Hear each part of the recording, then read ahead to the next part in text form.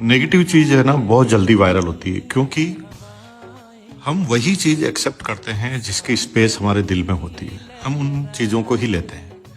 एक छोटा सा एग्जांपल देता हूं, आपको समझ में आएगा। इंसान की जो फितरत है ना वो थोड़ी जलन वाली होती है, और वो जिन चीजों में खुद सक्सेस नहीं होता ना, उसे लगता है कि दुनिया उसमें सक्सेस नहीं हो सकती, और वो इस चीजों को जिंदगी भर एक्सेप्ट नहीं करता कि कोई सक्सेस हुआ है।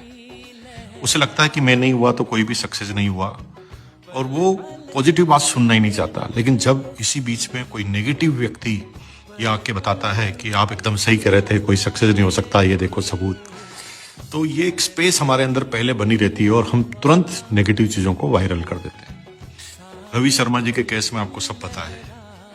रवि शर्मा जी का जो केस है ना, वो पूरी तरह से ईगो से भरे हुए लोगों के द्वारा अपने अधिकारों का गलत इस्तेमाल करके उन्होंने एक प्रोपेगेंडा फैलाया है। मैं पर्टिकुलर किसी व्यक्ति की बात नहीं करना चाहता, मैं सिर्फ इतना सा कहना चाहता हूं कि किसी भी चीज की बिना जांच पड़ताल किए कोई भी आदमी कितना बड़ा झूठ बोल सकता है।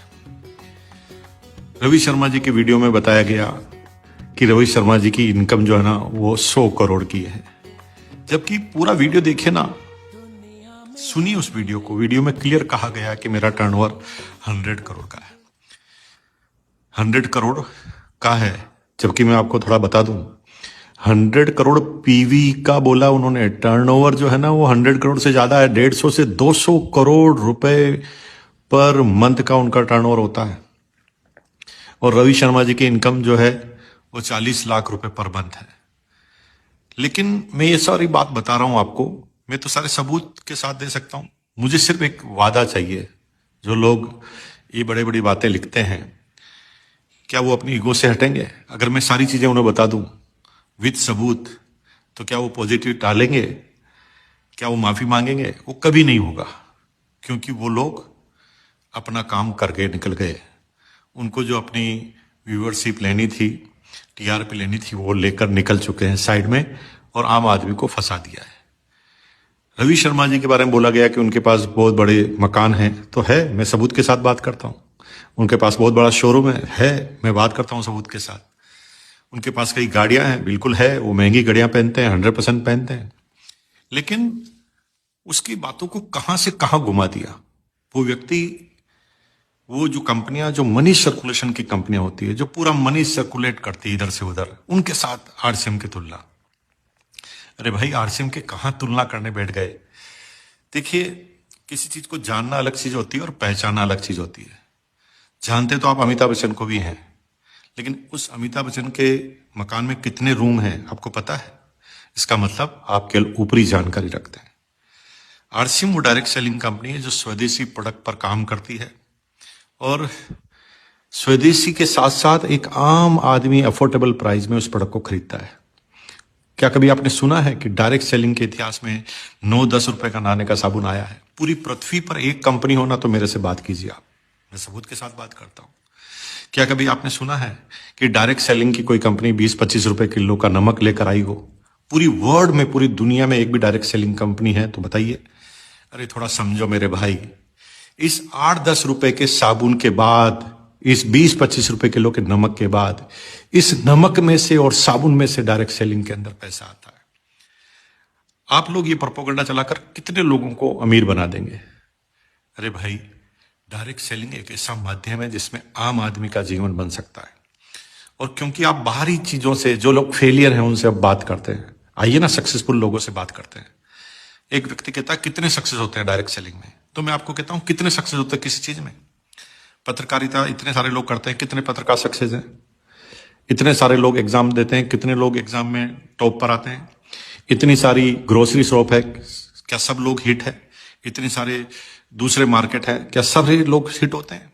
हर चीज में एक एवरेज चलता है। उसी तरह डायरेक्ट सेलिंग में भी कई लोग आते हैं, और कई लोग सीरियसली इस काम को करते हैं। जब करियर बना के इस काम को करते हैं तो डायरेक्ट सेलिंग में वो बहुत बड़ा अपना भविष्य बना चुके होते हैं। कभी सुना है कि आप जिस कर्मचारी हैं, जहां आप काम करते हैं, आप रिटायर्ड होने के बाद क्या होगा आपका? डायरेक्ट सेलिंग में आप रिटायर्ड नहीं होते, आप जीवन में और कई जगह नहीं हो सकता। क्या आप समझते हैं कि आपसे ज्यादा दिमाग वाला आदमी हमेशा आपसे ऊपर रहेगा आपकी जॉब में। लेकिन डायरेक्ट सेलिंग ऐसा काम है जिसके अंदर आप चालू करते हैं ना, तो आपसे ज्यादा दिमाग वाले आदमी आपके डाउनलाइन में आ सकते हैं। डायरेक्ट सेलिंग वो एक सी संरचना है पृथ्वी की जो सबसे पवित्र है। आज इतने झगड़े, दंगे, फसाद, हिंदू मुसलमान, अरे डायरेक्ट सेलिंग में कोई हिंदू मुसलमान होता ही नहीं है। हिंदू की डाउनलाइन मुसलमान में हो सकती है और मुसलमान की डाउनलाइन हिंदू भी हो सकती है। हजारों एग्जाम्पल है। अगर आज की तारीख में हिंदुस्तान की किसी भी समस्या का इलाज है ना, डायरेक्ट सेलिंग है। अगर रोजगार की बात करते हैं तो रोजगार कहाँ है, किस सरकार के पास रोजगार है?